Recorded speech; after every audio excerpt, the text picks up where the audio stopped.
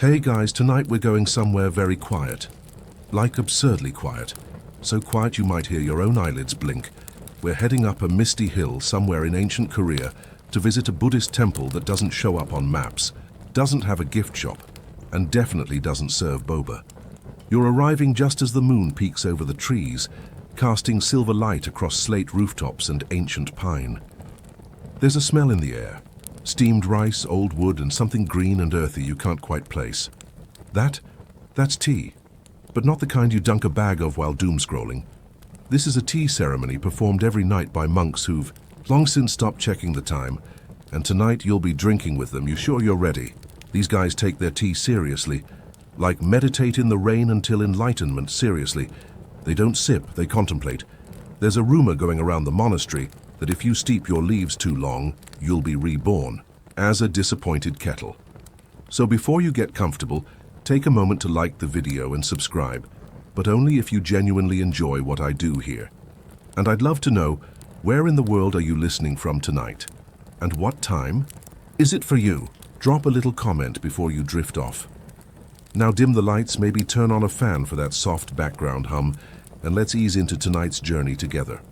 You're climbing a stone path now, worn smooth by centuries of quiet feet and rainfall.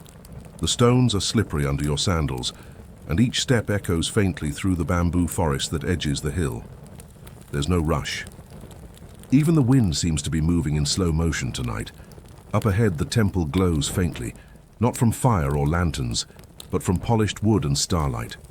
The architecture is elegant but weathered, curved eaves like wings, dark wood that smells faintly of pine sap, and prayer bells that jingle softly whenever the wind wants to flirt.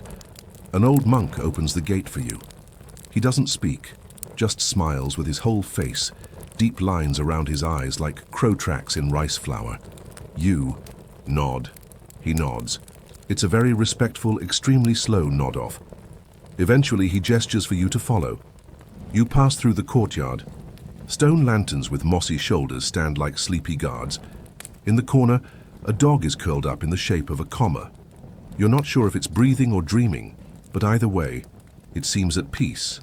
You're led to a side hall with low wooden benches and a wide table polished by time.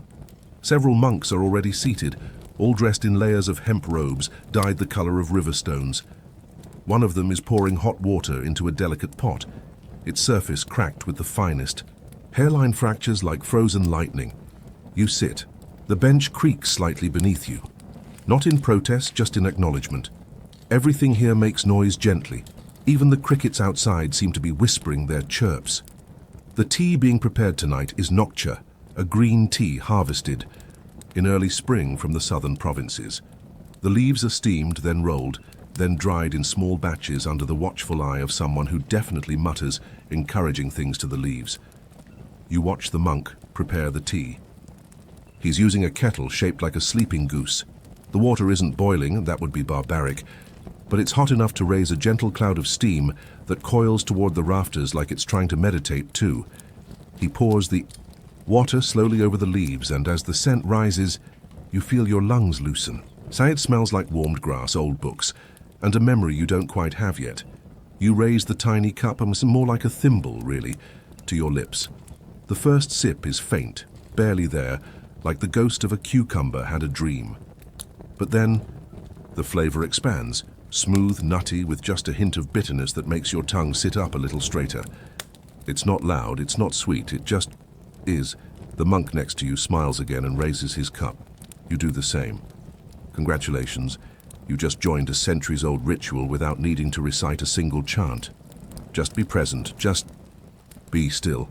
That's the whole job description. You glance around the table. Some monks sip with eyes closed. Others keep their gaze soft and distant, as if watching thoughts drift by like autumn leaves. Nobody talks. Nobody scrolls. Nobody asks if you've seen that new documentary on fermented goat milk. This is not the kind of tea party where people discuss business or gossip about royal scandals. This is the kind of tea party where the most dramatic thing that could happen is someone accidentally sighing too loudly, and even that might be considered a spiritual breakthrough. At the far end of the table sits the oldest monk of all. His name is Venerable Gyoseong. which loosely translates to the quiet cow, though nobody here finds that funny except you. He hasn't left the temple grounds in 60 years. They say he once fasted for 3 months just to better understand. The patience of tea leaves. He finally speaks, his voice like paper sliding across a table. "Do not rush the cup," he says. "If you drink to finish, you miss the middle." You nod solemnly, as if you understand. You don't. But the cup is warm in your hand and the steam curls like a cat around your nose, and for some reason, that's enough. Outside, the wind rustles through cedar branches. Inside, the air is still, except for the occasional slurp that echoes like a punctuation mark in a silent novel. Tea, it seems, is not about hydration. It's about presence. It's about becoming one with the temperature of the room, the rhythm of the breath, the faint bitterness that reminds you you're still alive. Somewhere in the distance, a wooden bell is struck. A low, resonant tongue that travels slowly across the hills. It's not a signal to stop or start. It's just a note in the night, like a lullaby with no lyrics. And as you set your cup down, carefully, reverently, you realize something strange. Your thoughts are quieter now, your body heavier, your eyes, well, they're trying not to close. But we're just getting started. Tomorrow you'll learn how this tea got here, where it grew, who picked it, and what kinds of drama can unfold when a donkey gets into a basket of spring leaves. But for now, the night holds steady, and the tea is just beginning to cool. The cup is empty now, but your hands still feel its warmth, a kind of phantom tea lingering in your palms. You gently place it back on the lacquered table, which creaks slightly as if to say, "Nice pour." Around you, the monks are finishing their last sips too, though with no urgency. In fact, the most urgent thing happening right now is a beetle navigating a bamboo beam above your head, and even it looks sleepy. One of the younger monks stands and bows, not just to the elders, but to the tea set, the kettle, the floor, and apparently the air. You follow suit, somewhat unsure if you're bowing correctly. There's a lot of polite nodding again, like everyone just agreed on something, but no one said what.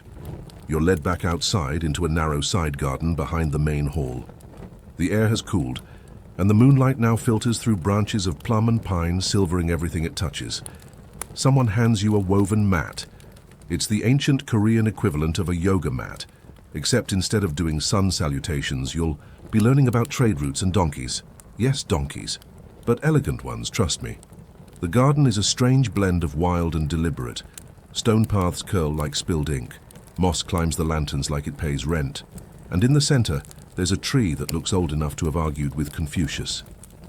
Under its wide arms sits venerable Gyoseong again. You're starting to suspect he just teleports. He beckons you with a single nod. "Tea does not begin in the cup," he says. "It begins where the donkey gets stubborn." You blink. He gestures for you to sit, and so begins the tale. Centuries ago, long before the monastery had tiled roofs or guest slippers, the monks relied on trade caravans to bring rare tea leaves from the south. The journey was not simple. The best green tea grew in the misty highlands of Hadong, a lush region famous for its shaded fields, stubborn terrain, and even more stubborn donkeys. The route from Hadong to the monastery took over 2 weeks on foot, winding through river valleys and mountain passes, and across bridges that were basically enthusiastic guesses. The traders used donkeys because, according to one monk's ancient commentary, they complain less than novice monks.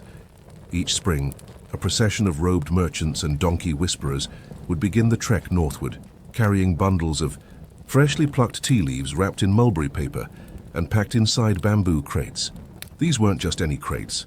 They were lined with salt-dried kelp to maintain moisture. No one is sure why this worked, but the prevailing theory is it smelled weird, but the tea liked it. Along the way, they'd stop at rest houses, some so remote that the only other guests were startled goats. Meals were simple, often just barley porridge, pickled radish, and endless cups of slightly oversteeped tea made from the previous year's leftovers. It was here that gossip traveled. Which monastery had switched to ceramic pots, who was experimenting with wildflower infusions, and which donkey had a tendency to bite. One particularly famous donkey, Jin Ho, became something of a legend. He refused to walk uphill unless someone sang to him, specifically a song about tofu. The monks wrote the lyrics down, and yes, the scroll still exists. No one knows the tune anymore, but the words translate loosely as, "Tofu is soft and so is your heart. Carry the tea and you'll do your part." Historical? Debatable. Heartwarming? Absolutely. Eventually, the tea would arrive at the monastery.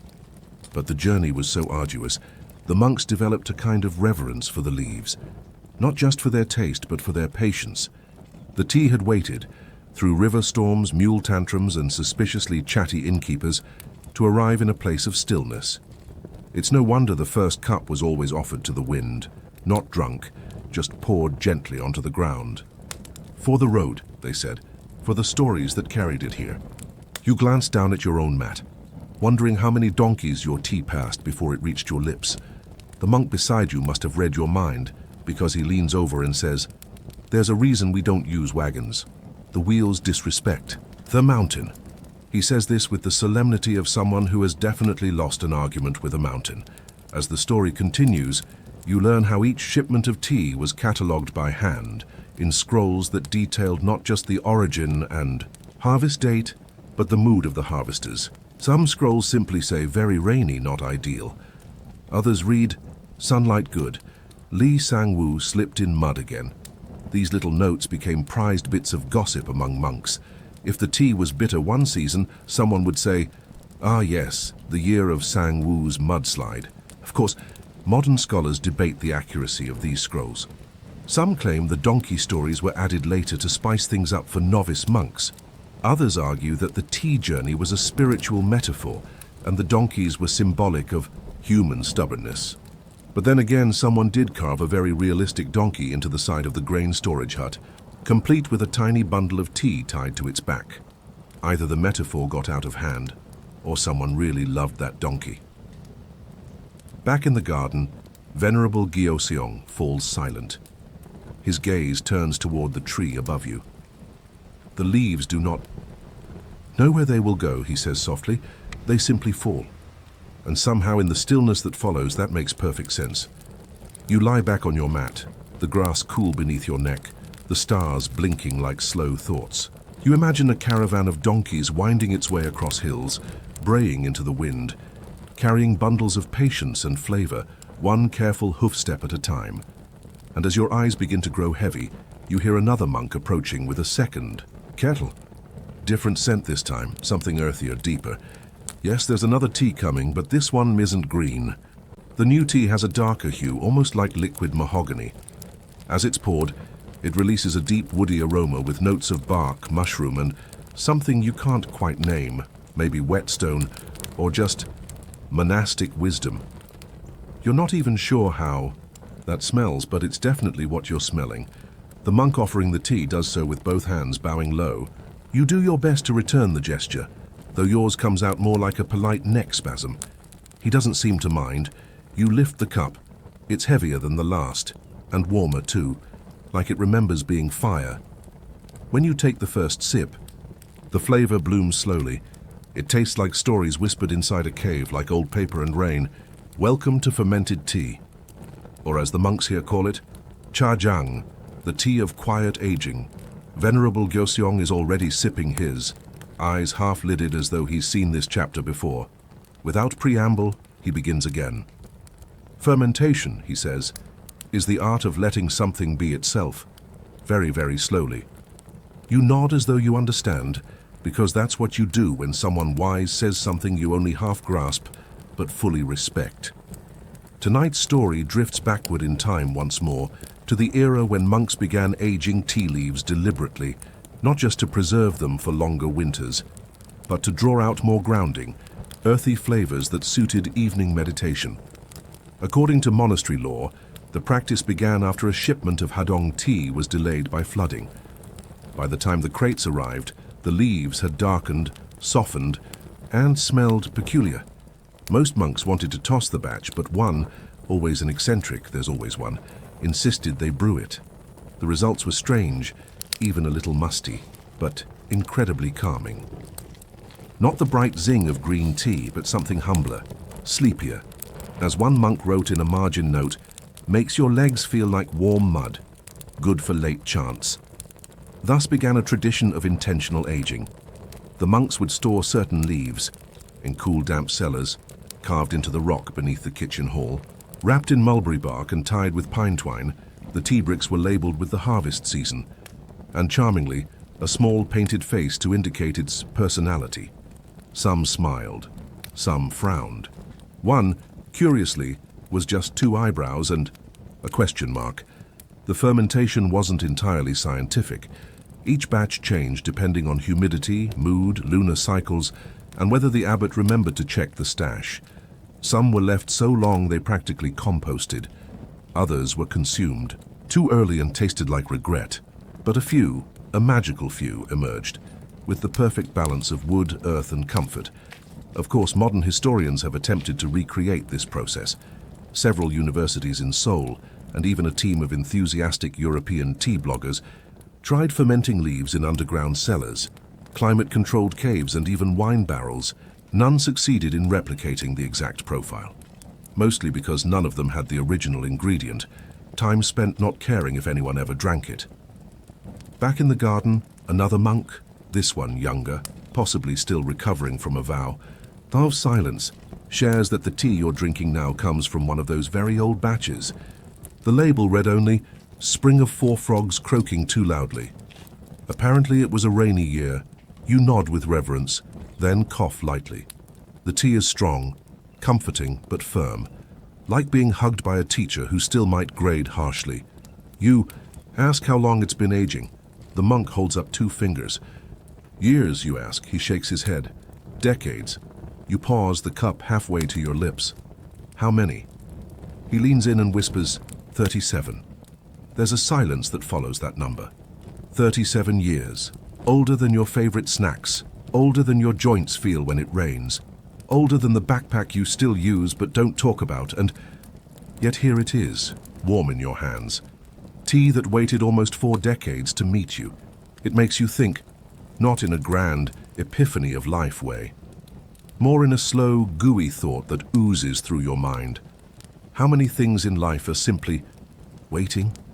Waiting to become something better, or waiting for someone calm enough to appreciate them. The monks didn't rush this tea. They didn't refrigerate it, or flavor it, or post about it on monastery talk. They just let it sit, quietly, until it was ready. Some historians argue that this practice wasn't intentional at all, just a result of poor storage planning. That the monks simply forgot about the tea and, being too polite to waste it, drank it anyway. But those historians have clearly never sat under a plum tree at midnight listening to frogs while sipping 37-year-old tea.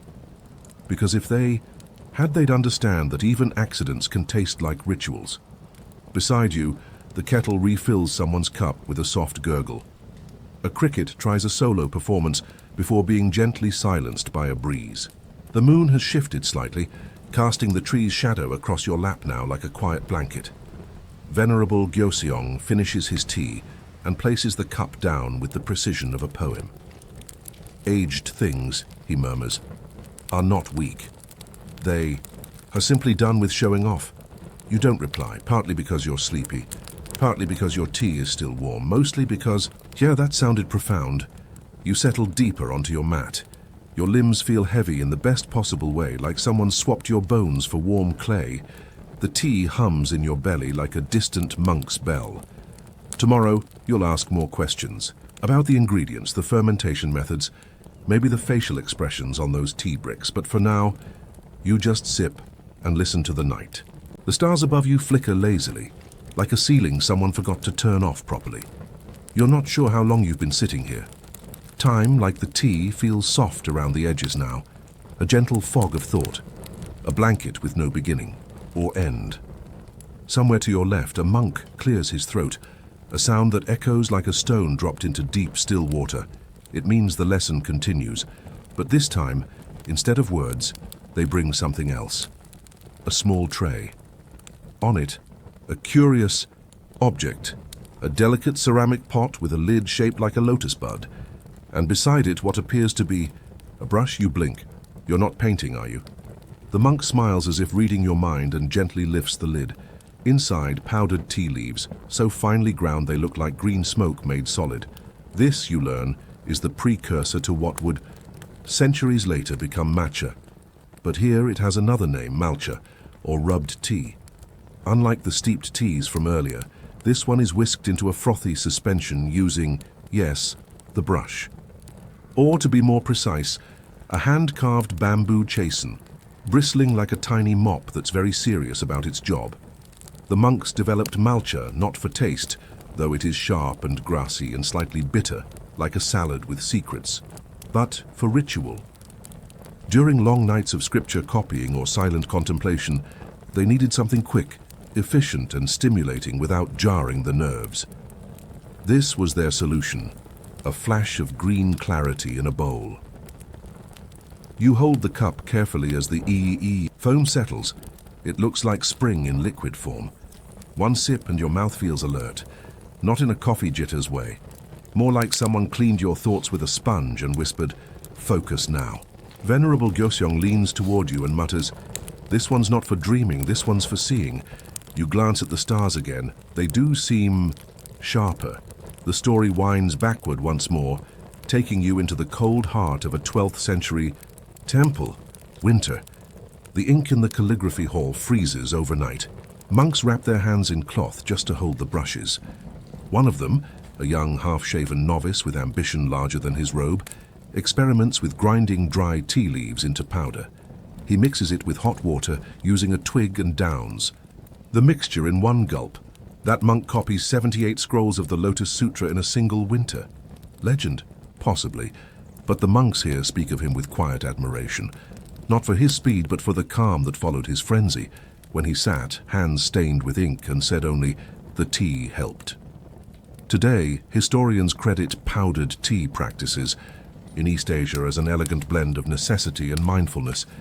You could, if pressed, describe it as the energy drink of the Goryeo dynasty, but that feels disrespectful, especially considering one 14th century abbot once wrote an entire essay titled "On the Moral Balance of Stirred and Still Waters."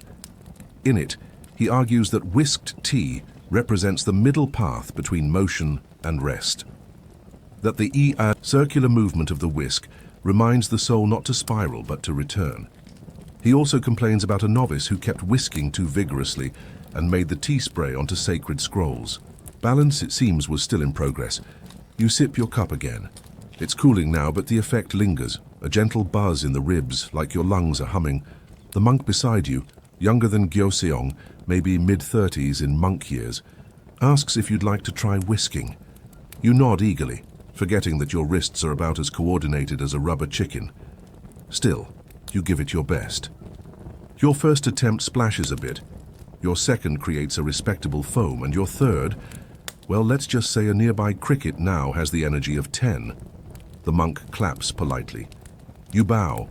The tea glows in the moonlight. You learn that different. Monasteries developed their own whisking techniques. One temple favored clockwise swirls only, claiming it better aligned with the breath. Another taught whisking in silent recitation of a chant, one beat per circle. And a particularly strict sect required students to bow before each bowl, because respect begins in the wrists. Some historians claim these rituals were exaggerated over time, that the whisking was just whisking. But even they concede that no one does anything this carefully unless it matters deeply. You look down at your cup. It matters. The wind shifts, and a bell sounds from a distant hallway, the kind of bell that doesn't ask for attention, but still receives it. Gyoseong stretches, slightly, bones crackling like old floorboards, and says, "You're awake now. That's good. Stay like that." You nod, but something in you wants to yawn. A soft rebellion. The tea has sharpened your thoughts, yes, but it has also made your eyelids aware of themselves. It's the paradox of monk tea. It wakens the mind, while gently lulling the body. A clever trick. You place your empty bowl down with care, not just because it's fragile, but because you feel fragile too, in that cozy, well-used way. Like a good book halfway finished. There's more to come, you know. More stories, more sips, more teas with names like poems and histories whispered in steam. But for now the night deepens. The frogs have returned, this time quieter. Even they know when to let the silence speak. You wrap your robe a little tighter, or maybe it's a blanket, or maybe you just imagine one. Either way, you're warm and still. A gentle nudge at your elbow wakes you from the verge of drifting again. Not quite sleep, not quite thought, just that soft middle space where monks seem to live permanently. Gyoseong is standing now, motioning for you to follow him. The tea ceremony, it seems, isn't over. It only ever moves. You rise slightly slower than intended and pad barefoot behind him across the stone path, worn smooth by 1,000 other silent pilgrims.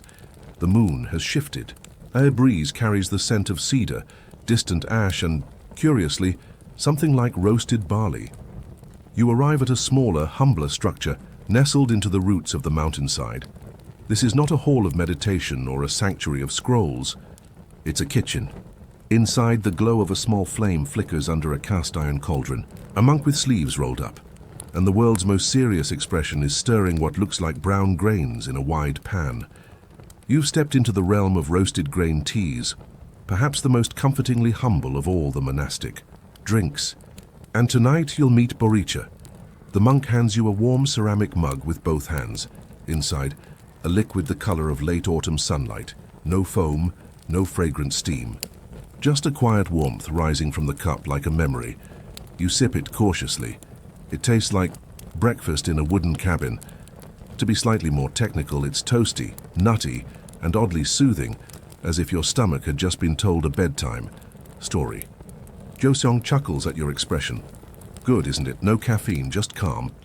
Roasted barley tea, or boricha, was once brewed in massive batches to serve entire temples during long fasts or difficult winters.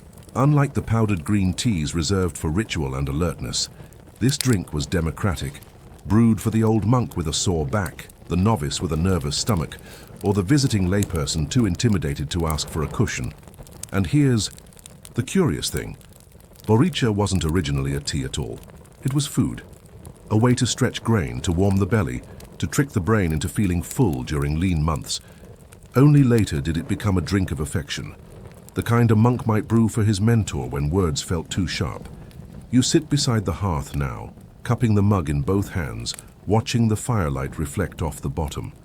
Someone hands you a small dish of yakwa, a chewy honey-glazed pastry shaped like a chrysanthemum.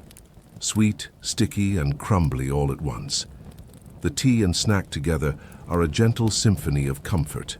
No fireworks. Just a soft hand on your back saying, "You made it through another day." One of the younger monks begins sharing a story in a slow, rhythmic voice, half tale, half chant. He speaks of a Goryeo-era nun who brewed boricha every night before prayers, claiming it helped her hear the silence between the sutras. She was known for making the tea slightly saltier than most, which scandalized her contemporaries, but oddly caught on. To this day, the monk says with a smirk, some temples argue about whether a pinch of salt brings clarity or confusion. You raise an eyebrow mid-sip. Gyoseong whispers, "I'm Team Clarity." Another voice from the other side of the room mutters, "Team Confusion tastes better." They all chuckle softly. It's the quietest argument you've ever witnessed, and that's the other truth about monastic tea traditions. They're not just about herbs or heat. They're about identity. Rituals passed down, slightly tweaked, argued over gently like old relatives comparing soup recipes. Some historians, Gyoseong says, shifting his weight, believe boricha was a kind of protest. When imported teas became expensive, inaccessible, or associated with wealth, monks doubled down on simplicity. Grain tea was their way of saying, "We don't need your fancy leaves." A silent rebellion. Brewed with barley, others argue that monks simply drank what was around. That practicality, not principle, guided the choice. As always, he sighs, historians still debate. You finish your cup. The warmth pools in your stomach like a soft stone. You feel heavier, in a good way. Anchored.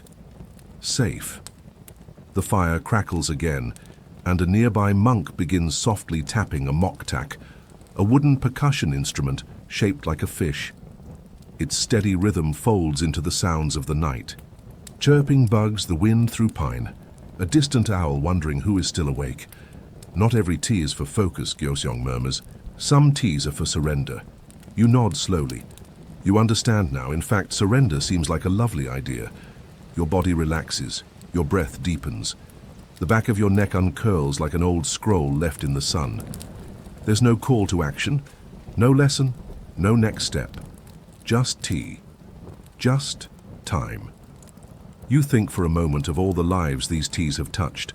Monks and scribes and travelers and children, all holding warm bowls in cold nights, each of them drinking from the same long thread of comfort that you now hold in your hands, and you smile because tonight you are part of that thread. The embers in the kitchen hearth are dying now, casting a fading amber light on the stone floor. One of the monks carefully sweeps around them with a straw broom, as if sweeping silence itself. Gyoshong stands and gives you a nod, the universal signal for let's wander again. You follow him out, your steps a little slower. The boricha has settled into your bones like a lullaby. Your limbs feel like warm noodles, functional but mostly decorative. You walk down a stone corridor, lined with wooden doors, each carved with a small unique symbol.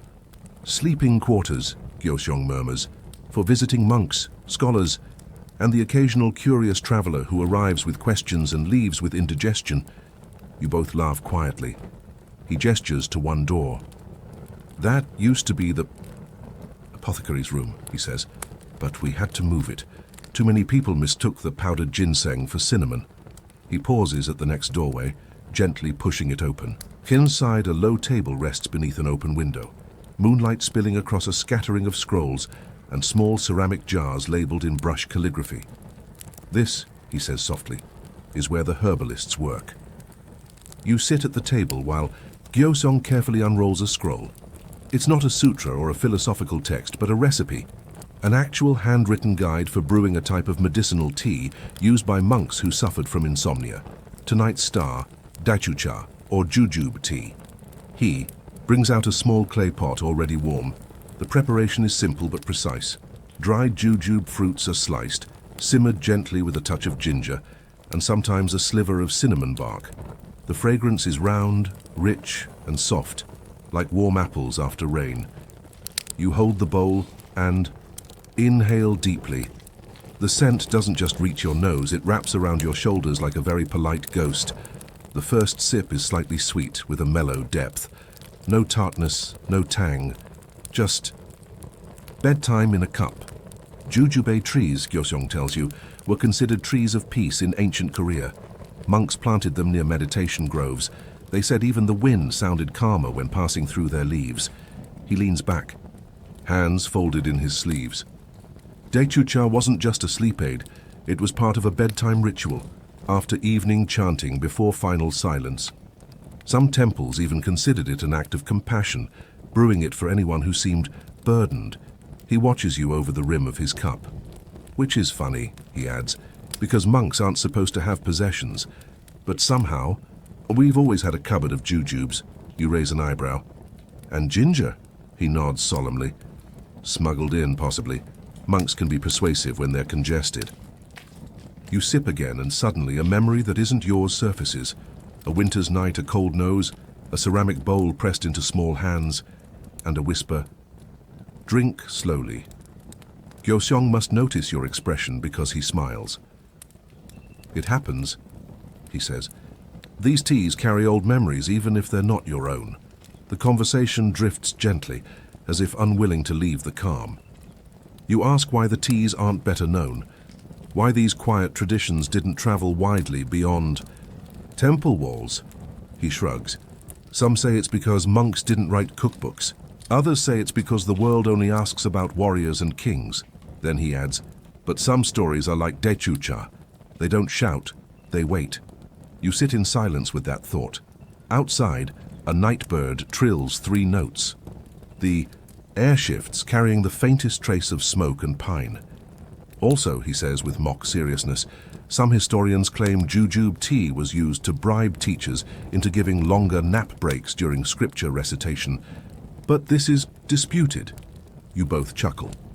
As always, he adds, historians still debate. You linger at the table a little longer. The bowl in your hand is empty now, but the warmth remains. Not just in your chest, but in your fingers. in your breath, even in the soles of your feet. Most people think monks only drank tea to stay awake, Gyeongsong says. But sometimes they drank to rest, not to sleep, rest. That pause between moments, that gentle full stop. He lets the silence settle. You glance out the window. The moon is higher now, silvering the distant trees. Somewhere below, a bell. Chimes once, not urgent, not loud, just there. Ready to walk again, he asks. And you are. You rise, stretch softly, and follow him back into the corridor. A little heavier, a little quieter, and just a little more like someone who's been drinking the same tea for 1,000 years. The hallways grow narrower as you and Gyeongsong wander deeper into the temple's older quarters, the parts less visited, where the wood creaks more and the lanterns burn lower. You notice the smell change too, less incense now and more earth, like dried moss in the folds of old scrolls. This wing, Gyeongsong murmurs, was built during the Goryeo dynasty. You can tell by the doors. They slide sideways instead of swinging out. Also, they're slightly too short, a not-so-subtle reminder to bow before knowledge or risk a forehead bruise. He chuckles as your head narrowly misses a low beam. The ceiling humbles you as intended. He leads you into a quiet room with a stone floor and a large ink-stained table. On it, a row of small clay pots all sealed with wax. Hanging scrolls on the wall depict not bodhisattvas or mountain scenes, but herbs. Ginseng with its spindly roots, lotus seeds, mugwort leaves, and something labeled only as dream bark. Welcome, Gyeongsong says with mock grandeur, to the Insomnia Eradication Department. Budget 0, results mixed. You glance around. The room feels ancient and secretive, like it remembers the whisper of every monk who ever tiptoed inside at 2 in the morning, eyes wide, whispering, "Please, anything, I have sutra exams tomorrow." Gyeongsong picks up one of the wax-sealed pots and cracks it open with a satisfying pop. Inside, a dark resinous powder that smells of honey, mushrooms, and something faintly metallic. Not tea, he explains. Hwaju, medicinal wine, fermented, with rice and herbs used sparingly, mostly for monks who'd catch colds from meditating outside in the snow. But also, he adds, a legendary sleep aid. One sip and you're halfway to nirvana, or at least a deep nap. You peer into the pot skeptically. Still legal, he nods. In theory. If brewed by someone wearing robes and chanting softly, you try a spoonful. It's intense, like drinking a lullaby written by a tree stump. As you recover, Gyeongsong opens a wooden chest beneath the table, revealing dozens of small cloth bags, each tied with colored thread. He hands you one marked with a blue knot. Inside are dried ingredients, chrysanthemum petals, roasted barley, and a pinch of licorice root. Night monk blend, he says. Used by those assigned to the midnight bell. Keeps the body alert, but the mind serene. You smell it and immediately feel like you're reclining in a flower shop run by grandmothers. Gyeongsong lights a small charcoal disc and places a pinch of the blend into a tiny ceramic burner. The scent fills the air, floral, toasted, with a whisper of sweetness. We don't always drink the herbs, he says. Sometimes we just let them keep us company. You sit down on the cool stone floor, the scent curling around your ears like a sleepy cat. He continues quietly. There was a monk hundreds of years ago who wrote a whole journal about his struggle with sleep. He tried every remedy, teas, chants, even standing meditation in freezing ponds. You blink. Did any of it work? Gyeongsong grins. Eventually he just got old enough to fall asleep during breakfast. The two of you laugh, gently of course. This temple doesn't do belly laughs, more like polite chuckles that bow before they enter the room. You ask how monks tracked sleep in those days. No clocks, no alarms, just bells and bodies. We had the Jongyakja, he says, timekeepers. They'd walk the halls with wooden clappers and note who was awake, who snored, and who needed Dichucha intervention. You imagine that, a kind, robe-clad figure poking their head in at midnight, whispering, "You look restless. Would you like a warm beverage and a story about a prince who turned into a cloud?" Gyeongsong adds, of course some nights the timekeeper himself was asleep, which led to what the records call temporal disarray of the third watch. still debated by historians. You notice a small ink painting on the wall. A monk slumped sideways, his tea untouched, his candle just about to go out. "That one's my favorite," Gyosong says. "They say he invented the open eye nap. A state of awareness so relaxed, even the flies let you be." You stare a little longer at the painting. The candle flickers. The scent of chrysanthemum thickens. Gyosong's voice softens. "You know, in ancient times we thought of sleep as a gate, not a wall. Just a quiet wooden gate you pass through, if you bowed low enough and promised not to slam it behind you." He hands you another tea pouch. "This one's called Dream. Traveler. We give it to novices before their first overnight vigil. Helps them find gentle places in their minds." You smile and tuck it into your sleeve like a secret. As you leave the room, you glance back. The clay pots, the scrolls, the quiet incense, all waiting for the next wandering soul with tired eyes and too many thoughts. The hallway feels warmer. As you step back into it, a hush settles over your shoulders, as if the temple itself approves of your journey. Gyosong turns. "Come, there's a courtyard I want you to see." And so, once again, you walk, not quickly, not slowly, but with the kind of pace tea encourages. The courtyard appears almost like a mirage, not vast but layered with quiet things. A single apricot tree, branches splayed like sleepy arms, stepping stones that seem to float on moss, and in the center, an odd little structure that looks half pagoda, half kitchen. Its windows glow with the soft orange of coals that never quite go out. "This is where the older monks brew night teas," Gyosong whispers, "and more importantly, where they tell stories." You step across the stones, each one smooth and chilled underfoot, the air so still that your breath feels like an intrusion. A toad sits unmoved on a stone basin, as if it too is meditating. Inside, 3 monks huddle around a squat iron kettle. One of them, beard reaching his belt, looks up and nods. "So this is the tea traveler." You bow, more from instinct than understanding. The old monk gestures to a cushion across from him. "Sit. The water's almost singing." You do. The warmth of the room clings to your sleeves like mist, and you smell something different from earlier teas, richer with a buttery depth. "This," he says, placing a wooden tray before you, "is chaja, tea used during contemplation of moral dilemmas, or tax forms." You peer into the cup he hands you. The color is like roasted sesame, flecked with pale flower petals. The flavor? Earthy, with a lingering note of pear skin and something that might be wisdom, or possibly burnt rice.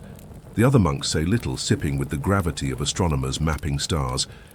But then one begins to speak. "There was a time," he begins, "when our monastery accidentally hosted a royal tax collector. He mistook our festival of silence for indifference." You raise an eyebrow.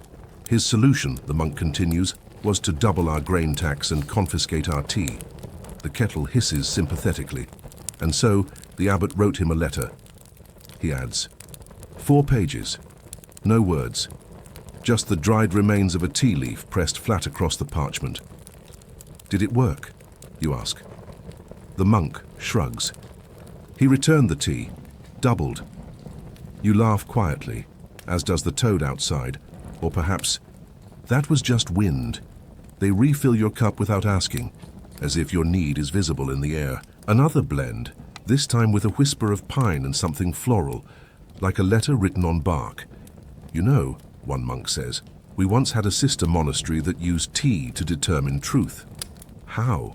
you ask. "They'd place a warm cup before each monk accused of lying. If the steam curled toward their face, they were guilty." "That's absurd," you say. He nods solemnly. "Yes, but also very dramatic." The oldest monk leans closer. "There is a reason," he says, "why night tea is different. Day teas wake the body. Night teas remind the body that sleep is not defeat." You think of your own nights, the ones spent chasing tasks, propping up eyelids like tired curtains, chewing thoughts like stale bread. One monk brings a lacquered box and opens it. Inside, an array of tiny dried flowers, seeds, and curls of root. He selects a blend called Silken Path, made with jujube and purple perilla, and begins brewing it in a delicate glass pot. I used this, he explains, when I was preparing to leave monastic life. But then, he shrugs, the tea was so good I stayed. The cup he offers is faintly pink and smells like bedtime on a warm evening. You sip. The flavor is gentle and strange, as if someone turned a lullaby into a drink. Gyoseong returns, now holding an odd object, a bronze spoon carved with cloud shapes. Tea ceremonies weren't always solemn, he says. In the 10th century, monks used spoons like this to scoop the moon from the surface of the tea. Then they'd compete to write the best poem in 5 minutes or less. That's amazing, you say. What happened to the poems? They were mostly terrible, he admits, but heartfelt, and occasionally scented with spilled tea. Another monk gestures toward the courtyard wall, where a faded scroll hangs. A few lines remain legible. The moon hides in barley steam. I forget my sins and most of my chores. You smile, it's the kind of poem that fits inside a sigh. The tea grows cooler. The night grows deeper. The wind outside rustles the apricot tree in its sleep. You should stay, one monk murmurs, at least until your dreams steep properly. You imagine that, curling up in a corner of this fragrant hut, head resting on a cushion that smells like camellia, the murmur of the kettle lulling you into velvet darkness. But Gyoseong nudges you gently. There's still one more place I want to show you, he says. The place where the first tea bush was planted. You rise reluctantly, warmth trailing behind you like steam from a forgotten cup. As you step out into the courtyard again, the moon has shifted. Not far, but just enough to cast a soft white path ahead. Gyoseong leads the way, and once again you follow, through shadows that smell of tea and silence. The path narrows as you and Gyoseong move beyond the familiar corners of the monastery, slipping past brushwood fences and whispering groves where the trees seem to lean in just enough to eavesdrop. It's darker now, not in an ominous way. More like the world itself is asking for quiet. Even the moon filters through the bamboo in slender ribbons, like it's trying not to wake the forest floor. This way, Gyoseong says, ducking beneath an arch made of knotted vines. We call it the Sleeper's Gate. Though historically it's mostly put goats to sleep, you emerge into a clearing, not large, but unmistakably old. There's no building, no shrine, just a simple stone marker, maybe the height of your knee, almost swallowed by moss. Next to it, like an afterthought of the earth, grows a single tea bush, crooked, leaf-sparse, and radiating the kind of peaceful defiance usually reserved for librarians. This, he says, kneeling, is where it began, or so the story claims. You crouch beside him, watching as he brushes fallen leaves from the base of the plant, with a tenderness usually reserved for great-grandparents or vintage vinyl records. According to monastery records, Gyoseong begins, the first monk to arrive here came not to found anything. He was running away. You tilt your head. From what, you ask? He smiles. That part varies depending on who's telling the story. Some say he fled a doomed romance with a court musician. Others say he was allergic to bureaucracy. You nod. Relatable. But the one version everyone agrees on, he continues, is that he carried a handful of tea seeds. And when he got here exhausted and possibly over-caffeinated, he brewed the last of his stash and buried the remaining seeds. He points to the bush. That's one of them. Or rather, the great-great-great-grandchild. It's hard to believe. The leaves look slightly wilted, as if the plant is perpetually tired, which feels appropriate. They say the monk's first tea was brewed using water from the stream over there, Gyoseong adds, gesturing to a barely audible trickle in the distance and steeped in a gourd cup carved with a single word, stillness. You imagine him, alone in the woods, robes soaked from rain, huddled over a fire, waiting for the water to boil while frogs sing backup vocals. It's oddly comforting. And what happened to him, you ask? Gyoseong grins.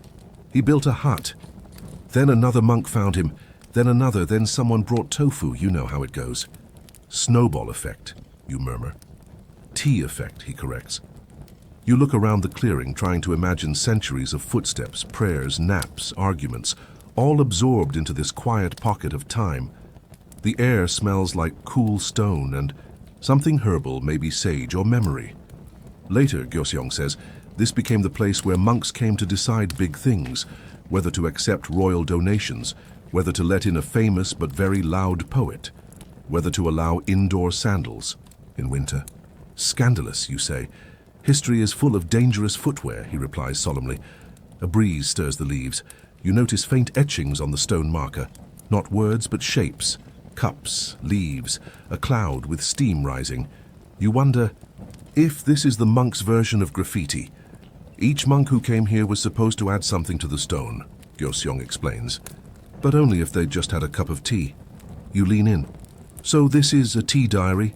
Exactly, but very low on spoilers. You sit back on your heels, suddenly aware of how calm your body feels. Your shoulders have dropped. Your breath has slowed. Even your thoughts, normally flitting like birds in a windstorm, seem content to sit quietly and sip something warm. You're not the first traveler to come here, Gyeoseong says. There were others. Scholars, fugitives, a goat that kept escaping from the kitchens, all found their way to this bush. He stands and gestures for you to follow him up a small slope, overlooking the clearing. From here, the entire forest. Below looks like a sleeping body. Its curves gentle, its rhythm slow. We call this the quiet view, he says. It's not about what you see. It's about what stops happening inside you when you look. You nod, unsure whether it's the tea or the air or the story, but something inside you has paused. In a good way. There's a ritual, Gyeoseong continues, for visitors who reach this spot. He pulls a small paper envelope from his sleeve and hands it to you. Inside is a single tea leaf pressed flat like a memory caught mid-sentence. What do I do with it, you ask? Place it on the stone, make a wish, or don't. The leaf doesn't mind. You return to the bush, set the leaf gently on the cool surface of the stone, and close your eyes. You don't think of anything in particular, just the hush of the forest, the faded taste of warm pear, and the sensation of being finally still. When you open your eyes, Gyeoseong is already walking back down the path, his silhouette framed by the moonlight. You follow, slowly, like your bones have become a bit more poetic, as the trees murmur in approval and the path winds back toward the breadth of the monastery. The monastery has gone quiet again, not just in sound but in spirit, as though even the walls have exhaled. You walk slowly beside Gyeoseong through the cloister, the gentle tap of his wooden slippers syncing perfectly with the pulse in your ears. Still awake? He asks softly. You nod. Barely. Perfect, he says. That's the ideal state for tonight's stop. You pass under a low lintel into a chamber lit only by 3 oil lamps and the glow of fireflies congregating near the rafters like sleepy scholars.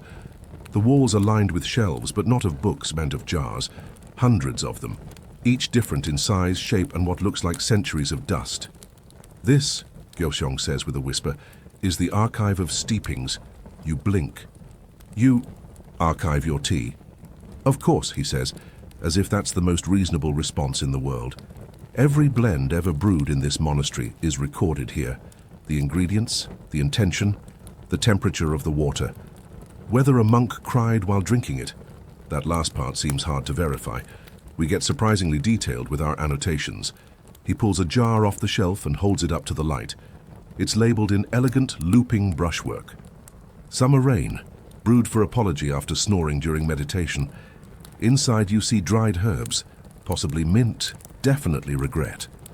Some monks tried to create teas for emotions, he explains. Calm, forgiveness, nostalgia for a goose you once befriended. You chuckle. Did it work? Gyeoseong raises an eyebrow. Depends on the goose. You move to another shelf and squint at a jar labeled Midnight Regret, brewed after agreeing, to speak at the royal court. You consider asking if it worked, but realize, judging by how long the jar's been sealed, someone may still be regretting it. There's one jar, Gyeoseong says, lowering his voice to a whisper, only the most respectful mice could hear, that no one touches. It's called the tea that should not be. You give him a look. You made cursed tea? No, he replies, serious. Just extremely disappointing tea. Tasted like boiled shoes. You walk farther into the room where the jars get older. Some are sealed with wax. Others have tiny charms tied to their lids. Little bells, feathers, wooden coins. The further back you go, he murmurs, the closer you get to the really ancient stuff. Teas brewed before we had written recipes, back when people trusted their taste buds more than scrolls. You reach the farthest wall. There, in a niche all its own, rests a single wide jar, wrapped in aged silk, no label. Gyeosong kneels before. This one, he says, is called the Whisper Blend. It was created during the quietest winter this mountain has ever known. You crouch beside him, intrigued. Snow had cut us off for weeks. The bells froze, the birds had flown. Even the wind didn't bother showing up. The monks brewed a tea not for flavor but for silence. He unwraps the jar reverently and opens it. You catch a faint scent, like old paper and distant jasmine, as though a library just remembered something sweet. No one talks while drinking this, Gyeosong says. It's not a rule. It's just what always happens. He pours a tiny pinch into a clay bowl, adds hot water from a kettle that's been quietly steaming in the corner, and hands the bowl to you. The liquid is nearly clear, with a shimmer like glass at sunset. You lift it to your lips and sip. The flavor is impossible to name. It's like remembering a lullaby from a dream you're not sure you had. Your shoulders drop. Your breath lengthens. Your thoughts scatter like seeds on still water. You say nothing. You don't have to. You look at Gyeosong. He's smiling, not at you, just in general. The way someone smiles when everything is as it should be. Minutes pass, or maybe hours. Time has taken off its shoes. When you finally set the bowl down, it feels like you've exhaled something ancient. Not heavy, just old. Like a tension you didn't know you carried has decided to take a nap. That's why we keep the archive. Gyeosong says gently, to remember what worked and what was needed. He gestures to the walls. Each jar is a solution, or a question, or occasionally a really enthusiastic mistake involving licorice and radish. You chuckle softly as you leave the chamber. He offers you a smaller jar from a hidden shelf near the door. For the road, he says. We call it Traveler's Hum. Brew it next time you can't sleep and need a little piece of here. You take it, already imagining its smell steeping in your own kitchen, or maybe your dreams.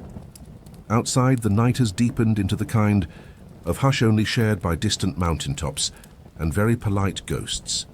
You walk slowly back toward your room, the jar tucked under your arm, the taste of silence still warm in your mouth.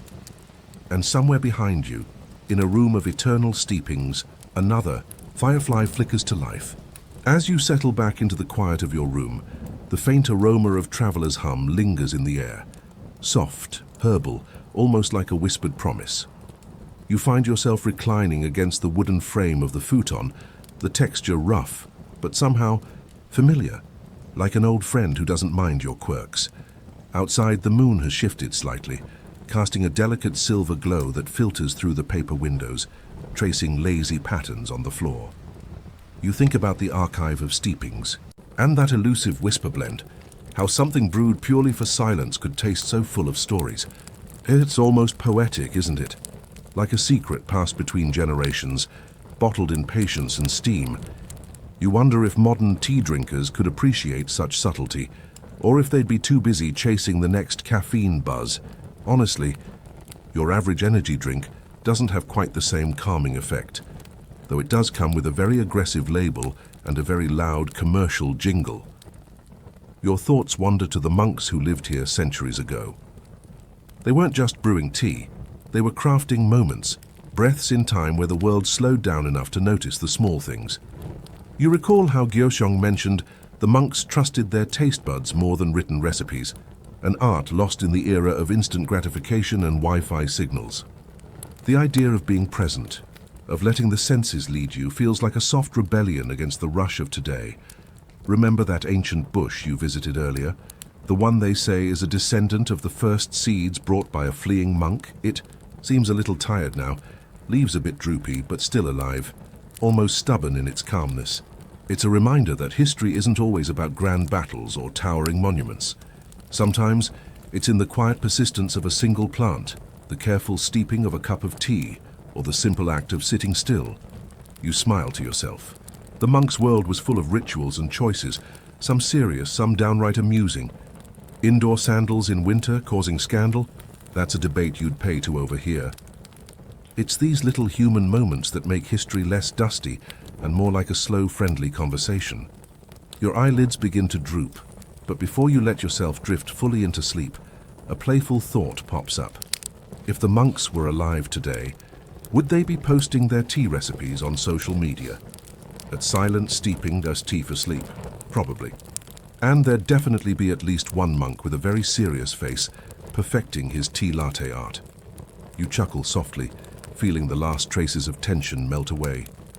The quiet of the monastery, the stories, the tea, they've done their work. You're no longer just a visitor. You're part of a continuum, a gentle thread woven through time by simple, mindful moments. As you settle deeper into the futon, your breath slows. The room grows warmer with the memory of tea leaves steeped and shared. The world outside may be bustling, loud and chaotic, but here tonight there's only calm. Sleep tiptoes closer, wrapping you in its soft, velvety cloak. The soft rustling of paper screens is your only companion as the night stretches deeper. You feel yourself pulled gently into the rhythm of this quiet world, where even the breeze seems to tiptoe, careful not to disturb the sacred hush. The faint scent of steamed leaves still lingers, mingling with the subtle earthiness of the wooden beams. You catch yourself noticing the faint crackle of the hearth, a sound so subtle, you might think it was just your imagination. Gyeoseong's stories echo softly in your mind, especially about how the monks use tea not just for meditation, but as a kind of quiet communion with the mountain itself. The tea was their way of listening to the ancient trees, the slow drip of rain, even the muted footsteps of animals that dared cross their path. It's funny, you think, how in the rush of modern life we rarely stop to listen at all. Instead, we drown out silence with noise, phones buzzing, endless chatter, the hum of 1,000 distractions. You imagine what it must have been like to be a monk here, years ago, with nothing but the mountain and your thoughts to keep company. No emails, no deadlines, just the slow art of being. That reminds you of a curious fact Gyeoseong shared. Apparently some monks brewed teas that were intended to awaken dreams or even influence the quality of sleep itself. Herbal alchemy, if you will. And the funniest part? One such blend included a rare flower that supposedly made you dream in color, a novelty in a world otherwise dominated by shadow and candlelight. It's charming to think that monks, with all their seriousness, had a sense of humor about their craft. The very idea of a dream tea sounds like a whimsical bedtime story. You wonder if anyone ever brewed a tea to help monks forget about their to-do lists, or whether the to-do list was simply sit still and breathe every day, forever. You shift slightly, feeling the coolness of the wooden floor beneath your hands, and remember the little wooden whisk used to stir the tea. Gyeoseong mentioned how the whisk was crafted by hand, with each bristle carefully carved from bamboo. It's funny how such a simple tool can hold centuries of tradition, like a quiet baton passed from one generation to the next. You picture the monks' hands patient and steady, whisking tea in slow circles, while their minds floated somewhere between meditation and mild amusement. As your breathing slows further, your thoughts drift to the wider world beyond the monastery. The bustling markets where tea leaves were traded like treasures, the merchants' caravans carrying delicate jars across mountains and seas. You recall how one shipment once got lost in a snowstorm and was found months later, surprisingly still, fragrant. History's little surprises, you think, always making you smile. And now here you are cradling that same tradition in your thoughts, wrapped in a blanket of calm and the faint echo of those whispered steeps. You can almost hear the monks, voices soft and patient, reminding you that sometimes the best thing to do is nothing at all. Just be. You close your eyes, feeling the gentle pull of sleep drawing you closer, like a familiar melody fading softly in the distance. The air around you feels almost cooler now, as if the mountain itself is exhaling a quiet sigh, inviting you deeper into its timeless embrace. You notice the faint scent of damp earth, mingled with the lingering aroma of tea leaves, subtle reminders of the monks' slow mornings when dew still clung to pine needles and the world was wrapped in a soft, grey mist. You recall Gyeoseong telling you about the ancient water channels that fed the monastery's tea gardens, simple stone troughs carved by hands long gone, designed to capture the purest mountain springs. It's a humble system, but so effective that some of those channels still carry water today, tracing their paths like veins through the forest floor. It makes you think. Sometimes the simplest inventions outlast the grandest castles and kingdoms. Remember when you tried to imagine the monk's daily routine? Rising before dawn, not with an alarm, but with the gentle light filtering through. Shoji screens. Maybe 1 or 2 yawns, because even monks probably struggled with mornings. And then the careful preparation of tea, where every movement was deliberate, every sound a part of the ritual. It's almost like a slow dance with steam as the partner. And speaking of rituals, there was that curious little custom Gyeoseong mentioned. During certain festivals, the monks would decorate their tea bowls with painted leaves or petals, an ephemeral art meant to remind them of impermanence, a fleeting beauty that's gone before you even finish your sip. You smile at the thought. It's as if they were saying, enjoy this moment because it won't last. And that's perfectly okay. You find yourself drawn to the stories of forgotten monks who, despite their vows of silence, were known for their mischievous grins and clever pranks, like slipping unusual herbs into the communal tea to surprise their brothers. These small acts of levity, hidden beneath the weight of solemnity, make the whole picture so much richer. It's a reminder that history isn't just dates and facts, it's the quirks and laughter tucked between the lines. As you sink further into calm, your mind drifts to the philosophical debates held under the flickering glow of lanterns, discussions about the nature of sleep, dreams, and consciousness itself. Some monks believed that tea was a bridge between waking and dreaming, a gentle nudge toward deeper understanding. Others thought it merely a pleasant excuse to sit quietly and enjoy good company. Both sound equally appealing tonight. You stretch your fingers, feeling the faint texture of the tatami beneath your palms. It's comforting in a soft, grounded way, not unlike the steady heartbeat of this old mountain monastery. A place where centuries of calm, thoughtful moments have been steeped into the very air you breathe. With a final slow breath, you let your thoughts settle, like leaves drifting to the bottom of a still pond. The hush of night deepens as you feel yourself sinking further into the gentle embrace of this quiet world. The faint flicker of lantern light seems to dance on the edges of your vision, soft and soothing like a lullaby whispered by the mountain breeze. You imagine the monks moving silently through their chambers, each step a careful, mindful echo in the cool wooden halls. You recall Gyeoseong's tale of the midnight tea ceremony, a rare event where the monks gathered not just to drink, but to share stories under the stars. They believed the dark hours held a special magic, a time when the veil between dreams and waking thinned just enough for secrets to slip through. It's charming to think of these austere men laughing quietly, their voices mingling with the crackle of fire and the clink of ceramic cups. Interestingly, the tea used in these ceremonies was sometimes infused with wild herbs picked from the forest's edge, delicate blossoms said to calm the mind and invite peaceful sleep. You smile, imagining the careful hands selecting each leaf as if it were a precious jewel. The monk's knowledge of nature was deep, passed down in whispers and practiced with reverence, like a well-kept secret. Remember how you felt when you first learned about the herbal blends intended to influence dreams? Some historians argue whether these were actually used widely or were more of a poetic ideal, a romanticized image of monastic life. But regardless, the idea that tea could gently shape your night's journey feels oddly comforting, doesn't it? You settle more comfortably into the quiet, feeling the slow pulse of history around you, the steady rhythm of tea making, the whisper of silk robes brushing tatami mats, the muted scent of pine wood. All these small details weave a tapestry of calm that stretches back through the centuries. As your thoughts begin to float away, you recall the story of the old monk who, legend has it, once fell asleep during a meditation, only to wake and find his tea had cooled into a strange, delicate elixir. He took it as a sign, and that accidental brew inspired new tea rituals, proof that even the most disciplined lives welcome a little serendipity. Your eyelids grow heavier now, the room's soft warmth wrapping around you like a gentle sigh. You feel the pull of sleep drawing nearer, a calm tide lapping at the edges of your consciousness. It's a soothing, slow farewell to the waking world, guided by the quiet wisdom of monks and their timeless tea. You first hear the rain around midday, a steady pattering on the temple's grey-tiled roof, soft as a monk's whisper. No one seems alarmed. Rain, after all, is just another kind of silence.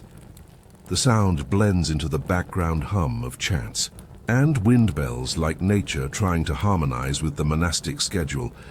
But by evening, the rain hasn't stopped. By midnight, it's still falling, harder now. By dawn, everything smells like wet wood, cold clay, and something you can only describe as soggy regret. You shuffle out of your sleeping mat, feeling the bamboo floor slightly damp underfoot. Outside, the courtyard is slick with mud, and the usually trim rows of tea bushes in the garden now resemble a battlefield. Leaves battered, branches snapped, puddles gathering like little rice paddies. A young monk mutters beside you. The leaves were too young to pick, but the rain picked them anyway. Turns out, tea is extremely moody. Each harvest relies on absurdly precise weather. A few days of gentle sun, just the right amount of morning mist, and temperatures that don't spook the leaves. This time, the sky had clearly skipped tea school. What you're left with are immature tea leaves, bitter, unpredictable, and about as calming as a tax notice. But the temple must carry on, so today's evening brew is made from these unruly young leaves. The result? A tea so strong it practically winks at you. You sip it, and it sips you back. The elder monk takes a cup, nods and whispers, "We'll call this enlightenment accelerated." Some say that week became legendary in the temple's oral history. 7 nights of overstimulated monks pacing silently under the eaves, eyes wide, minds buzzing with nothing in particular. One novice claimed he had a vision of a talking frog who explained the nature of emptiness using accounting metaphors. Scholars still debate whether that was metaphor, hallucination, or just the caffeine talking. You, for your part, try to meditate, but your legs bounce like they're listening to court music. Even the temple cat, usually a puddle of fur and indifference, seems twitchier than usual. It eyes your cup warily, as if wondering whether you're about to brew another storm. And yet there's something strangely fitting about it all. Tea, like meditation, isn't always smooth. Sometimes clarity arrives not with peace, but with a jitter, a sharpness, a sleepless night under a leaky roof, wondering whether the rain will ever stop, and whether the leaves next time will be ready. You wake before the bell, not because of discipline, but because sleep fled your room like a novice caught sneaking an extra rice cake. The tea from last night is still dancing in your bloodstream, throwing a rave in your frontal cortex. You stare at the ceiling, wondering whether enlightenment is supposed to come with this much eyelid twitching. The temple, as always, is quiet. You slip into your robes, step into the corridor, and immediately hear something unusual, hushed murmurs. Near the main hall, you drift closer, curious only to catch fragments of a conversation between 2 elder monks. The words imperial inspector, levy increase, and tea quotas float through the air like gossip-shaped mosquitoes. Ah yes, tea taxes. Turns out, even in the Goryeo dynasty, nothing ruins the mood of a peaceful monastery like a royal edict. A new law from the capital has just been posted, increased taxes on tea production, because apparently His Majesty's nostrils are sensitive, and he has declared that only the finest mountain tea helps him avoid the dreaded imperial sniffles. Yes, you heard that right. The emperor has hay fever. Historical records, or at least temple rumors with dramatic hand gestures, claim that the sovereign once sneezed mid-audience and accidentally promoted a stable boy. Since then, he's taken tea very seriously. Naturally, the royal physicians traced his symptoms to subpar morning infusions, so now the state demands more tea, better tea, sneeze-proof tea. And where does the empire go hunting for such a miraculous brew? Straight to the monks meditating in the mist. Of course, the monks can't refuse, so the tax is raised, quotas are doubled, and the most serene place in the land is now under bureaucratic siege. You pass by a storeroom where a novice is counting tea leaves one by one, muttering, "If each bowl has 6 leaves, and we owe them 12 crates, then how many lifetimes do I need to reincarnate as a calculator?" That day your tea tastes just a little more bitter, not because of the leaves, they're fine, slightly aged, smooth, but because everyone's drinking it while thinking about paperwork. One monk tries to keep spirits high, joking, "Perhaps if we serve enough tea, the emperor will achieve eternal calm, or at least nap long enough to forget we exist." Another suggests a diplomatic gift, a tea blend so sleep-inducing it puts the entire royal court into hibernation. "We'll call it autumn fog," he says, "or sleepy bureaucrat's delight." You laugh quietly. But even in humor, there's worry. The tax isn't just on tea, it's on time, attention, and peace. And as monks are pulled further into the orbit of court politics, something ancient begins to thin out, like steam escaping from an unguarded kettle. Later that night, you sit in the garden with your cup. The rain has stopped. The air smells like wet stone and distant pine. Somewhere far away, a royal nose is perhaps twitching, but here under the moon your breath slows, your hands warm against the porcelain. For now, at least, the tea still belongs to the mountain.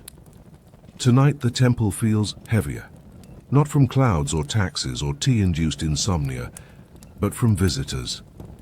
You spot them before the evening bell, 3 figures cloaked in deep indigo robes, their horses tethered at the gate, their boots too, clean for mountain trails. Imperial scholars, you guess, the kind who smell faintly of ink and hierarchy. They're shown into the guest quarters with polite bows. No one says much. But the kitchen suddenly bustles. The tea prepared tonight isn't the usual mix, as it's formal. Aged leaves, filtered water, a pinch of powdered chrysanthemum for clarity and presentation. You somehow get chosen to serve. The lead scholar has a face like an unopened scroll, stern, unreadable, maybe written in classical Chinese. He accepts the tea with a nod, sniffs it once, then raises an eyebrow. Slight citrus. Southern. Hills? You have no idea, probably. He sips, silence, then without looking up he says, "Not bad for a temple." You resist the urge to pour the rest on his scrolls. As the evening deepens, they ask to observe a meditation. Not to participate, of course. Observe. Like monks are birds in a very quiet, very caffeinated zoo. The abbot agrees, as always, with a bow so low it might reach into the Joseon era. You sit cross-legged, trying to ignore the 3 sets of judgmental breathing behind you. When the bells ring, they finally speak again. One whispers, "Fascinating. Do you always breathe?" That slowly. Another jots something in a lacquered notebook, like he's about to submit a paper titled "Respiration Patterns Among Ascetic Tea Brewers." Later in the hallway, you overhear a conversation between 2 monks. They're here to standardize the brewing. You mean like a royal recipe? Exactly, they want every cup of temple tea from here to the coast to taste the same. You nearly drop your teacup. Imagine trying to make every sunrise the same, or every cat meow on pitch, or every monk equally bald. The idea is absurd, but also very real. Apparently, the empire wants a unified national tea standard, same taste, same strength, same leaf fold, because nothing says harmony like bureaucracy invading your kettle. Some monks are outraged, others are amused. One shrugs and says, "Well, maybe it'll stop Brother G from over-steeping his blends into liquid." Despair. But beneath the humor lies a quiet fear. If tea becomes measured, monitored, and inspected, what happens to the quiet part of it? The part that seeps in while you're not paying attention? That night, during solo meditation, you brew a secret cup for yourself. No recipes, no observers, just you, the steam, and a moon barely visible through the fog. You sip. The taste is uneven, strong in places, delicate in others, a bit like memory or freedom. And far off behind you, you swear you hear a scholar sneeze. The morning after the scholars leave, the temple feels like it's exhaling. You swear even the birds are chirping more casually, as if relieved their tweets won't be dissected for court poetry. Breakfast is quieter, no ink scrolls, no side glances, just rice, miso, and the gentle slurp of sleep-deprived monks returning to routine. But routine, you soon realize, has shifted. You're summoned to the side building where the tea is stored. The shelves are no longer labeled by poetic phrases like mist leaf or thunderborn buds. Instead, they bear numbers, batch codes, dates of steaming and drying. It's like a government office disguised as a tea cabinet. Brother Yoon, the temple's tea steward, looks exhausted. They've sent a ledger, he mutters, waving a scroll as long as a dragon's spine. We're now responsible for monthly yield reports, moisture content, even leaf width ratios. You look at him, he looks at you, you both drink, it doesn't help. You spend the next few days watching the temple adjust. Some monks adapt with suspicious speed. Brother Chan invents a method for measuring leaf curl with a strip of twine and an intense squint. Brother He proudly discovers that his irregular steeping technique matches the new imperial standard by complete accident. See, he says, chaos is policy-proof. Others resist. A few stash private jars of pre-standard tea behind loose floorboards, contraband technically, but more for the soul than the state. The abbot says nothing. But one night, you catch him quietly sipping from an unlabeled jar, eyes half closed, lips curved in a nostalgic smile. One afternoon, as you haul water from the mountain spring, you meet an old nun from a hermitage farther up the slope. She eyes your tired face, the new charts in your hand, and laughs, a dry, amused cackle that smells faintly of licorice root and moss. Tea doesn't like being watched, she says. It's like a cat. If you tell it what to do, it will ignore you. If you ignore it, it will change your life. You smile, unsure whether to agree or meow. That night you dream of leaves, not just green ones, but blue, silver, gold, spiraling in clouds around you like fireflies made of memory. Somewhere inside the dream, a voice asks, "Is it tea if it's measured? Is it silence if you count the seconds?" You wake with your hand on your chest as if trying to catch your own breath before it evaporates. The temple continues, of course. It always does. But now every cup of tea carries a whisper of doubt. And something else too. A kind of quiet rebellion steeped into the bottom of the bowl. As you finish your final sip that evening, a single tea leaf floats upright. Perfectly. Balanced. No one can agree on what it means. The scholars would probably assign it a category, but you just breathe. Tonight you're sent to clean the archive room. That dusty wooden chamber no one enters unless there's rain, guilt, or punishment. Technically, you volunteered. Practically, the abbot said your sweeping technique lacked inner harmony. Which is temple speak for you, Mr. Leaf. The archive smells like ink and old sweat. Scrolls tower in lopsided stacks, most of them so brittle they probably predate socks. You tie your sleeves, brace your resolve, and begin. Hours pass. You find tea records, of course, dozens, some labeled with elegant calligraphy, others with scribbled chicken scratches that might actually be chicken scratches. You learn that a monk named Su once tried brewing tea with hot sand. Another named Ji-un left behind a marginal note that reads, "This blend made me see my previous life. It was disappointing, but what stops you cold is a scroll buried beneath a loose floor plank, hidden, wrapped in faded silk, sealed with wax that still holds the faint scent of ginger. You unroll it, no title, no date, just a hand-drawn tea diagram, circular and strange. The outer ring lists common ingredients: Camellia leaves, lotus root, dried citrus peel, but the inner circles spiral into oddities. Shadow of first snow, dream collected at dawn, ash of regret. You're pretty sure those aren't sold at the local market. The center? One word. Silence. You stare at it longer than you mean to. What kind of tea is made from silence? How do you steep a moment that never spoke? Later that night you approach the abbot. He sits alone under the bell tower, tracing the rim of a cold cup with his thumb. You show him the scroll. He doesn't look surprised. "Ah," he says. "The quiet blend." "That's not a real recipe," you murmur. He smiles. "Not for the body." Then he tells you the story of a monk named Byung Cheol who brewed this tea in the last years of his life, not with ingredients, but with intention. No water, no leaves, just the act. He would boil empty kettles, pour invisible cups, drink nothing, and somehow leave the room calmer than when he entered. No one ever tasted it, the abbot says, but everyone remembers the flavor. You sit in silence. Maybe you taste it too. A warmth that isn't heat, a fullness that doesn't require wait. In the weeks that follow, you can't stop thinking about it. You try brewing your own version.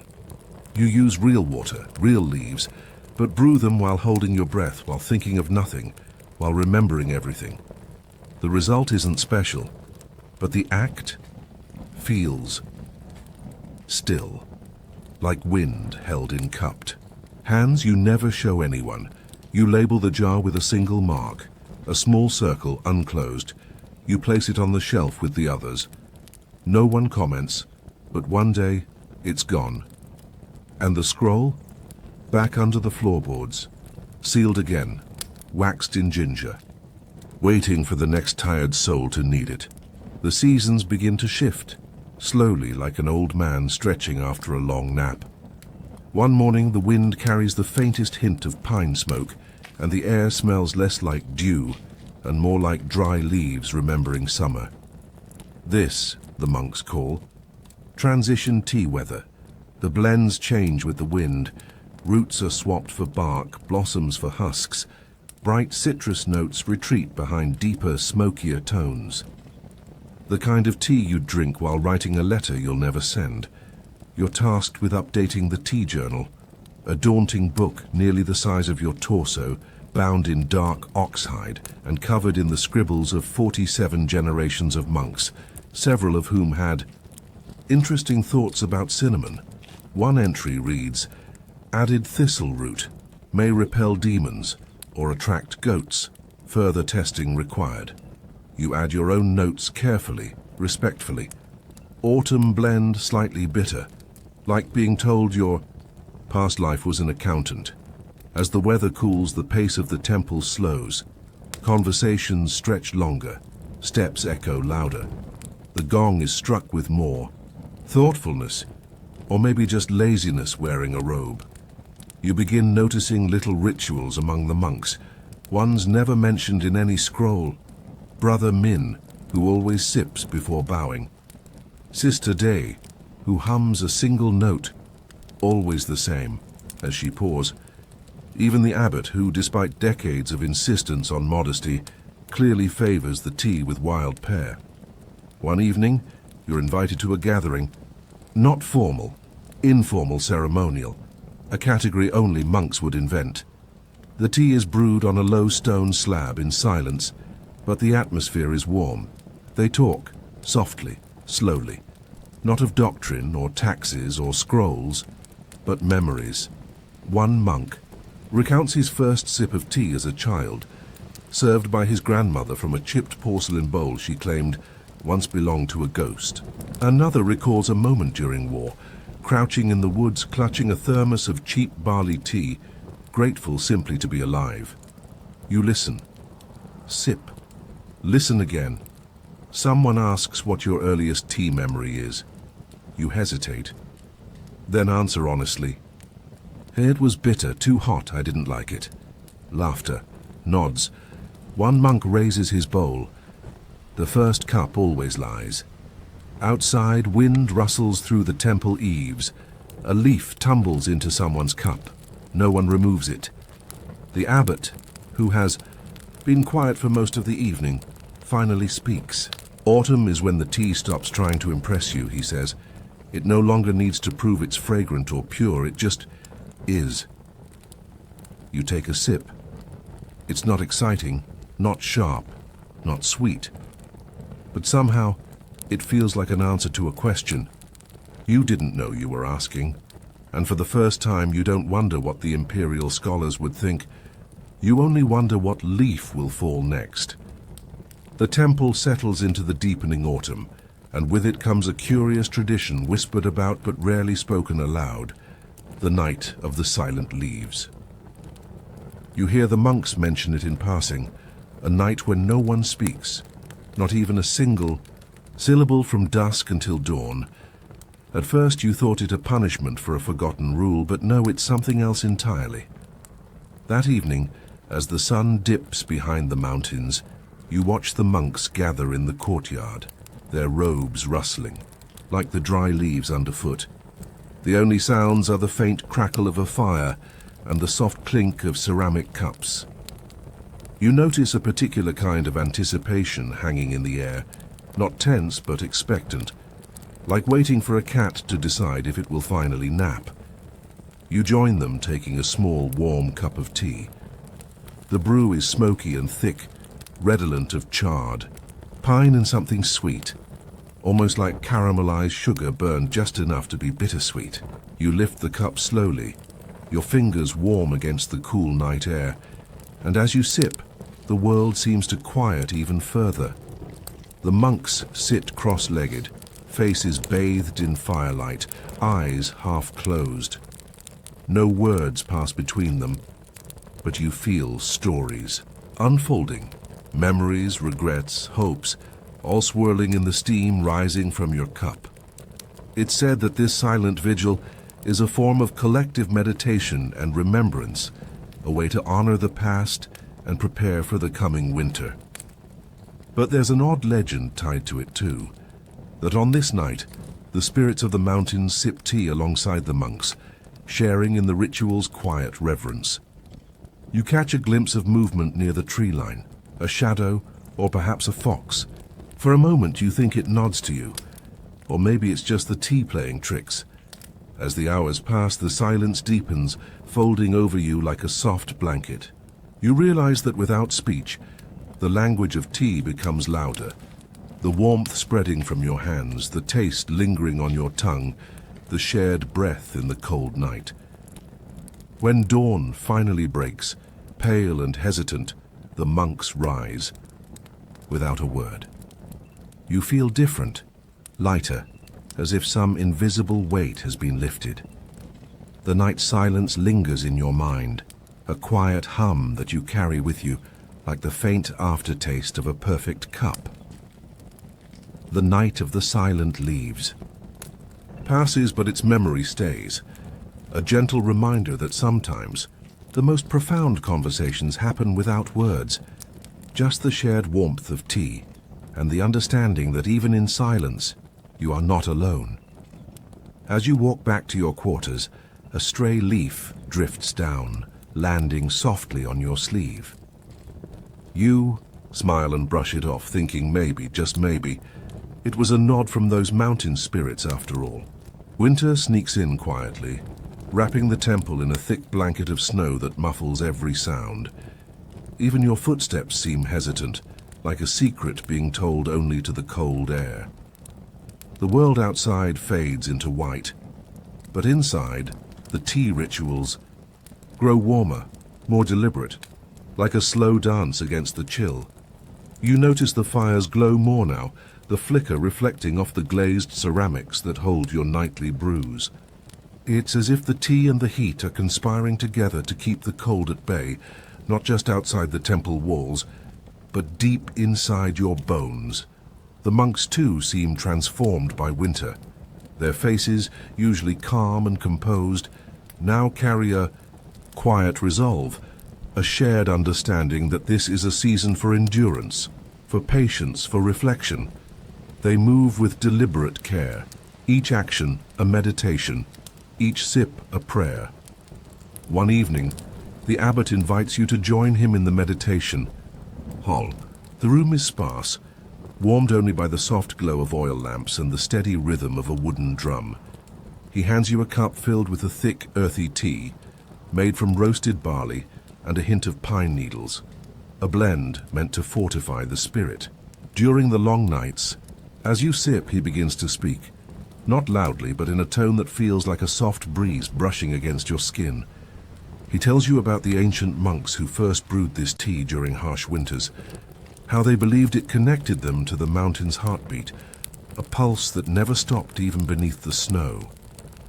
You listen, feeling the weight of his words, settle comfortably, like the first layer of frost on a window pane, fragile but certain. He shares a lesser-known tale of a monk who, during a particularly brutal winter, lost his voice, but found a new way to teach through the art of tea.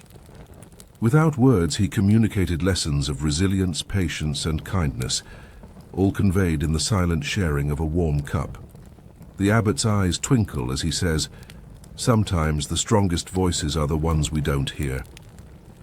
You glance down at your cup, the steam curling in lazy spirals, and think about the warmth it carries, not just heat, but the invisible thread connecting past and present, teacher and student, spirit and earth.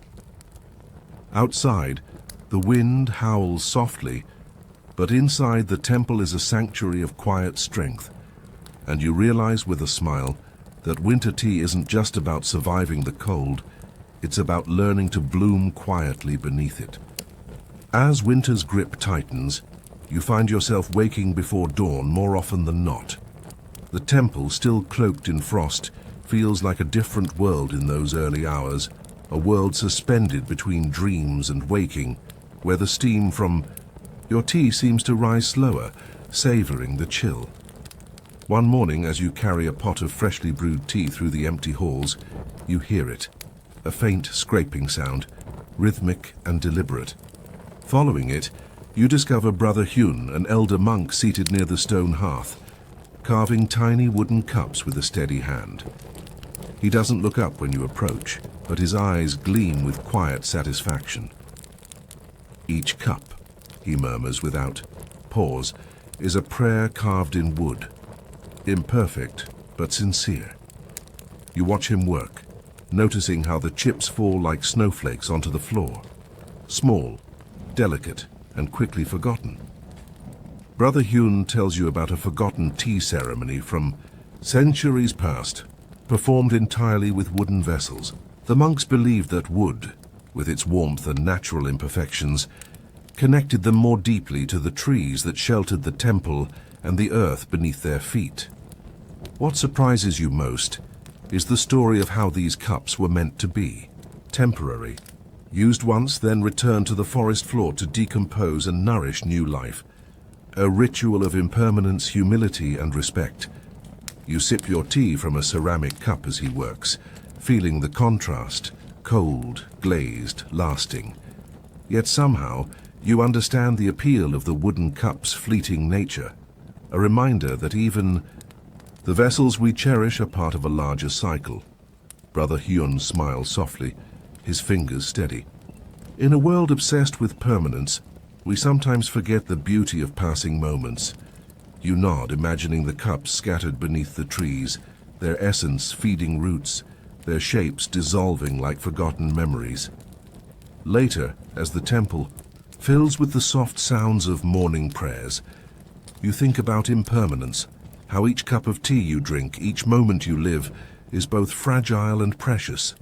And you wonder if, like those wooden cups, some things are meant not to last forever, but to be savored fully, then gently released back to the world. Spring's arrival is subtle, almost shy, like a guest who prefers to slip in unnoticed, rather than announce their presence with fanfare. You notice it first in the air, a faint sweetness, the hint of moss thawing, and the soft drip-drip of melting snow turning to trickles down stone. The temple garden awakens, delicate buds pushing through the earth, reluctant yet resolute. The monks celebrate quietly with a new tea ritual, one infused with freshly picked wildflowers and herbs, a fragrant promise of rebirth. You find yourself wandering the garden at dawn, cup in hand, sipping a brew tinged with jasmine and wild mint.